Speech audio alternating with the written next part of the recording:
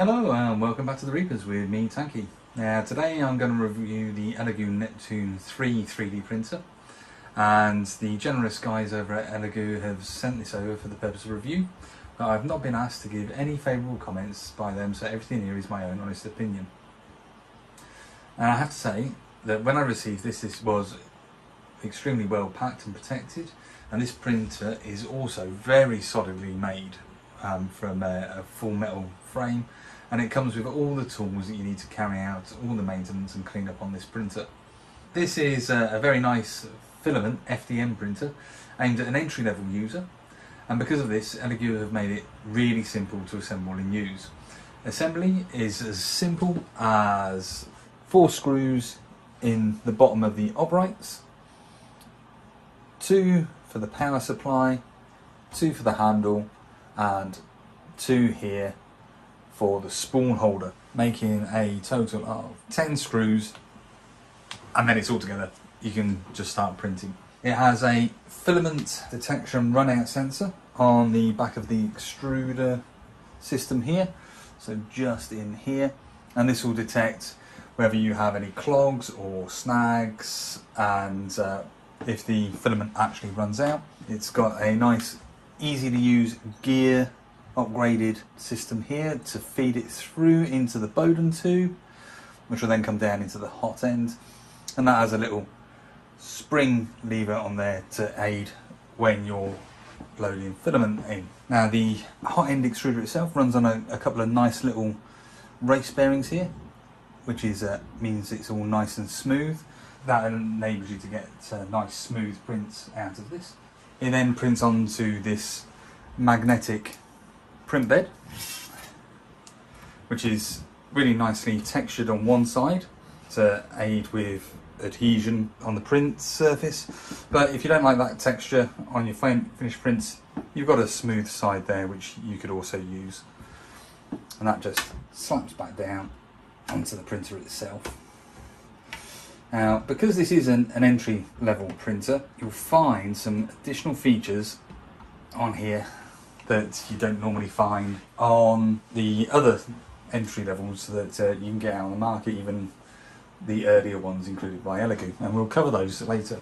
You also have this really handy detachable screen here, which will cover all your settings, and which also makes that really easy to access when you're printing, instead of it being, as it was on other earlier models, hidden down underneath the build plate there. And it's connected by this old style telephone cable, which is actually an RJ11 connection. Not many people will remember what those are, only us old guys.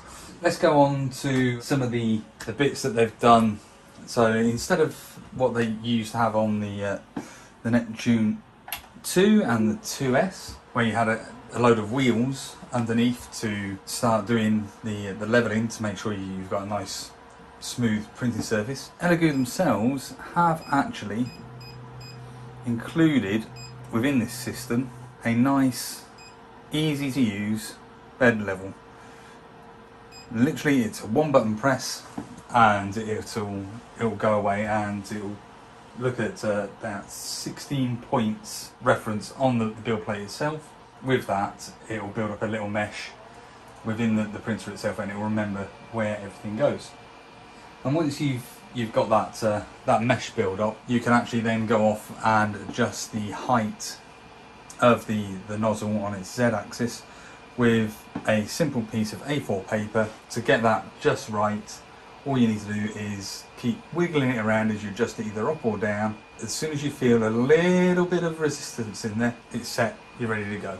The levelling process itself doesn't actually take all that long. It's just got to heat up the nozzle and heat up the bed itself, and then it will start to go through that levelling system.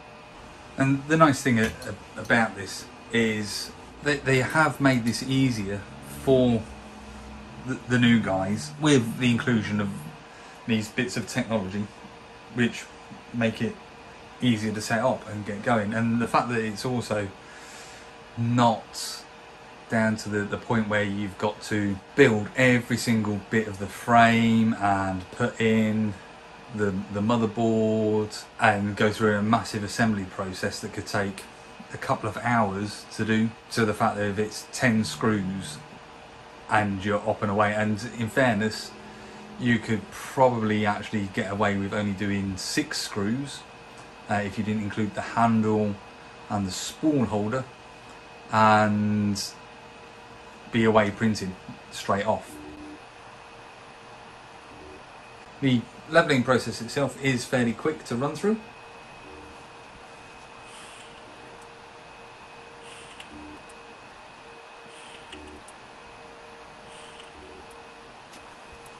And of course, with anything in this FDM world, you can tweak settings, change out nozzles, and upgrade other bits if you need to. But at this particular moment in time, the only upgrade I am going to carry out is a Wi-Fi card that I'm going to put in on the same way as the Elegoo Neptune 2, because it's the same motherboard on the 3 as it is on the 2. I have spoken with Elegoo, and I'm just waiting for them to get back to me on the firmware updates so you can actually integrate that Wi-Fi card properly. So at the moment it's not functioning, but if I do get it up and running, I will post updates within our Discord on that. And there we have it. That is the levelling process over and done with. You can, if you've got any wobble, adjust the plates with the knobs here and here, just to take that slack out, and that will just tension the belts up for that.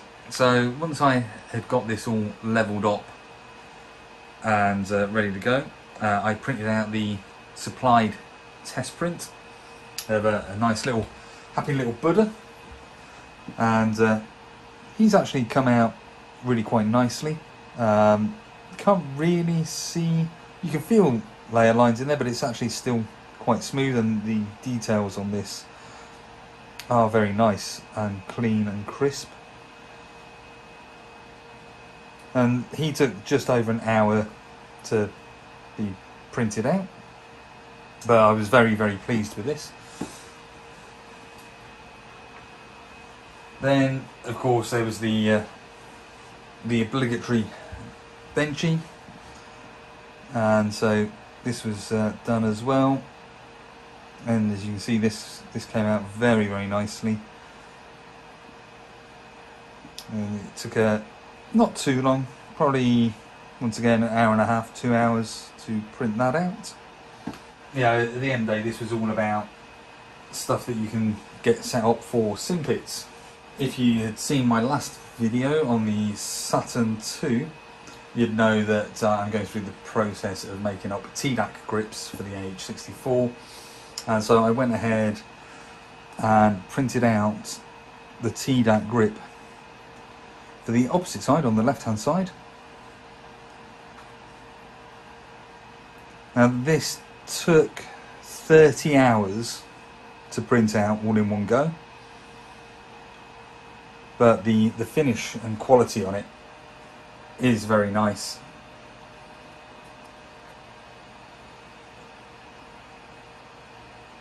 So I was very pleased with that. And then there was also Authenticate Spitfire grip, and that took about 11 hours to print out.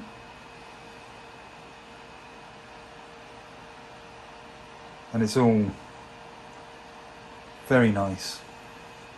So with all that said and done, I have to say that my experience with this, and this will be my first, and is my first delve into the FDM printing world, has been absolutely brilliant. Not had any issues with the printer at all, with it failing or doing any silly things, and it is a top-notch machine and brilliant for any beginner getting into FDM printing. And as a bonus with the FDM printing, there are no smells with it, unless you're doing the higher, more advanced filaments of ABS. But then you'd have to do that in enclosures anyway, because of the fact that you need to keep the temperatures just right. The pricing of this as of June 2022 is $209 plus any shipping direct from Elegoo. In conclusion, I have to say this is the best and easiest FDM printer I've used, and it is a true pleasure to use it. Elegoo have once again knocked this out of the park. So I've been Tankie for the Grim Reapers, and I look forward to seeing what you're doing with your sim pits very soon.